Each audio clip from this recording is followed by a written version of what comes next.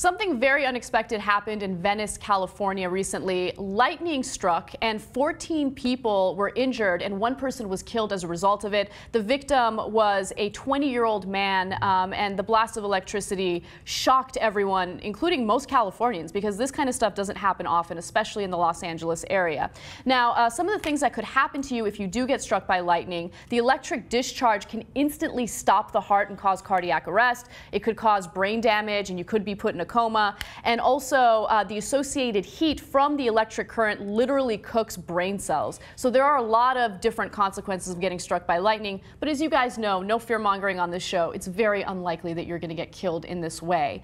Now, this is actually the 16th person to die from a lightning strike so far in 2014. It's a small number considering how many people there are on the planet. But I do want to know what you guys have to say about this. Gina, make your point. This is a freak accident. I mean, I was also listening to the radio and they said there's no protocol for this for lifeguards because it's never happened there before. I was 2 miles away. I was at the beach that day. Jeez. But, you know, I know better than to get in the water. But that, I mean, seriously, I'm from Kansas. You see lightning, you get out of the pool. I mean, that's just how we were raised. Yeah. But it's a horrible thing. It's a tragedy, but it was a freak thing. I don't know how you fix this. I mean, when you see lightning, you tell everyone to get the hell out of the water. Yeah, great point. Erin. Yeah, this story, I felt like, oh, this is something I would pay attention to because it's like in your backyard. There's so much bad news where you're totally desensitized. But then you see Venice, California, you're like, oh my God, I go to that beach. Like, I'm on that beach, you know? Like, you see a shark attack and you're like, oh, shark attack. You're like, Manhattan Beach. I'm like, I literally probably go there every Saturday. That wasn't the shark's fault. Sorry, yeah, it's not the shark's fault. Yeah. But, you know, it was one of those things where you're like, this is the freakiest story ever. You get so crazy when you live in LA. When you travel, I travel all the time for comedy. I don't even check the weather because there's no weather here. There's no weather. It's always the same. So, yeah, I was in New York. I was like, wow, it's raining. I didn't even realize it was going to rain. Like, so for it to be lightning so bad where someone dies and on a beach, like, it's the craziest story. Yeah, I agree. I mean, when I see stories like this, it just reminds me how short life is. Yeah. So you might live a so-called long life and die in your 80s or 90s, or you could die any moment in a freak accident. So it reminds me of my absolute favorite quote, which is, don't die before you're dead. Enjoy your life, enjoy every moment. Yes, we have to do things we don't want to do, but don't take your time here on Earth for granted. So the question is, have you ever felt like you've had bad luck? Gina. I was in a series of car accidents one year, and it finally culminated in me basically being in traction, and I just said, what are the odds? Find me a mathematician, find me a psychic, I don't care. What are the odds that I'm gonna have to go through this again? Everyone said I was cool, and so far I am. But I've been T-boned and I've been rear-ended. I know it sounds super hot, but it was in traffic.